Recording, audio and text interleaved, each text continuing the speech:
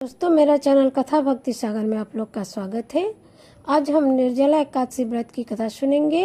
एक नगर में एक जाट रहता था। जाट की नई नई शादी हुई थी। वो अपने ससुराल जा रहा था।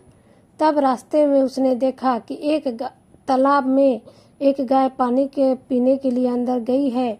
गाय ने अपनी पानी तो पी ली, प्यास बुझा ली, लेकिन वो निकल नहीं पा रही थी। तब तक गाय ने देखा कि उधर से जाट जा रहा था। गाय बहुत जोर जोर से आवाज़ देने लगी कि हे जाट, मुझे निकाल दो बाहर, मैं बाहर नहीं निकल पा रही हूँ।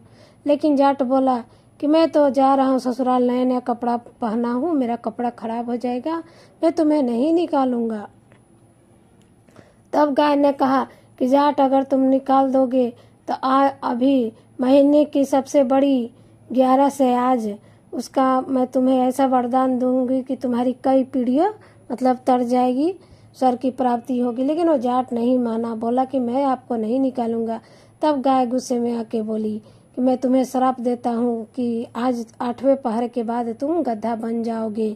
ऐसा कह के गाय उस तालाब में डूब गई। जब तक जाट जो था कुछ समझ पाता, गाय डूब गई थी।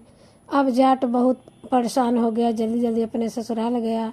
जब वो ससुराल गया तो ससुराल वाले उसे देखकर बहुत खुश हुए और उनका स्वागत किया। लेकिन जो जाट था जिद कर रहा था कि नहीं, चलिए चलिए, अभी मतलब लड़की का विदाई कर दीजिए, अभी विदा कर दीजिए। उसके ससुराल वाले ने सबने बहुत समझाया कि आज रुक जाओ, इतने दिन के बाद आए हो, पहले पहले आए हो। लेकिन वो नहीं माना। जब उसकी पत्नी भी बोली कि इतना सब कह रहे हैं तो आज रुक जाइए, हम लोग सुबह चलेंगे। तब जाट जो था अपनी पत्नी से सारी बात कह सुनाई कि मुझे श्राप दिया है गाय ने, मैं 8वें पहर के बाद गधा बन जाऊंगा। ये सुनने के बाद उसकी पत्नी तुरंत उसके साथ आने के लिए ससुराल तैयार हो गई। जब ससुराल आई उसकी पत्नी तो 8वें पहर के बाद वो जो जाट था गधा बन गया। अब क्या करती बेचारी, घर में गधे के लेकर बैठी थी। धीरे धीरे घर का सारा सामान खत्म हो गया। फिर एक दिन उसने कहा गधे से कि मैं आपको लेके चलती हूँ राजा के यहाँ, वहाँ कुछ काम मुझे मिल जाएगा, तब ना हम लोग खाएंगे पियेंगे। वो गधे को लेके चली गई नगर में राजा के पास। वहाँ कुएं के खुदाई का काम चल रहा था, उसमें वो मिट्टी फेंकने का काम करने लगी। तब बहुत लोगों ने पूछा कि बहन, तुम्हारे पास तो गधा है तो गधे के ऊपर क्यों नहीं तुम रख कर मिट्टी फेंक रही हो, अपने सिर के ऊपर क्यों रख के मिट्टी फेंक रही हो? क्योंकि वो अपने सिर के ऊपर ही मिट्टी फेंक रही थी रख के। लेकिन उसने कोई जवाब नहीं दिया। इन सब बातों को राजा भी कई दिन से देख रहे थे। फिर राजा खुद आके उस स्त्री से पूछे कि तुम बताओ, तुम्हारे पास गधा है तो तुम क्यों नहीं मिट्टी फेंक रही हो, गधे के ऊपर रख कर खुद क्यों फेंक रही हो?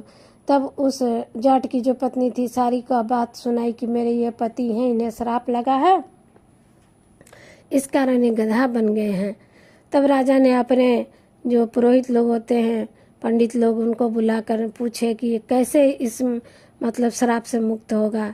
तब वही पंडित जी लोग बताए कि आपके कोई भी जो 101 एकादशी व्रत किया होगा वो अपना फल इनको दे देगा तो ये मनुष्य बन जाएंगे। पूरे गांव में नगर में मुनादी पिटा दी गई कि जो भी 101 एकादशी का व्रत किया है अपना फल अगर इस आदमी को दे देगा तो उसे आधा राज्य का आधा हिस्सा मिल जाएगा। लेकिन नगर में सब कोई 5 किया था, कोई 4, कोई 2 ऐसे किया था। एक स्त्री आई जिसने 101 एकादशी का व्रत किया था। उसने कहा कि महाराज, मैंने 101 एकादशी का व्रत किया है और मेरे आगे पीछे भी कोई नहीं है, मैं इसको अपना एकादशी व्रत का फल दे दूंगी।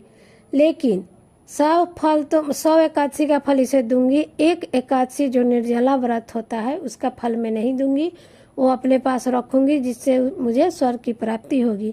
राजा तैयार हो गए और राजा ने जब उस स्त्री ने उस जाट को अपना 100 एकादशी का फल एकादशी व्रत का फल दे दिया तो वो मनुष्य बन गया।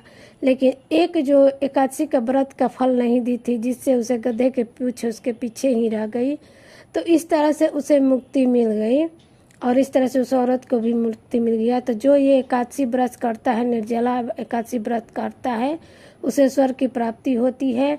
और कथा कहने सुनने हुकारी देने वाले सबको विष्णु भगवान की कृपा प्राप्त होती है। जय हो विष्णु भगवान की।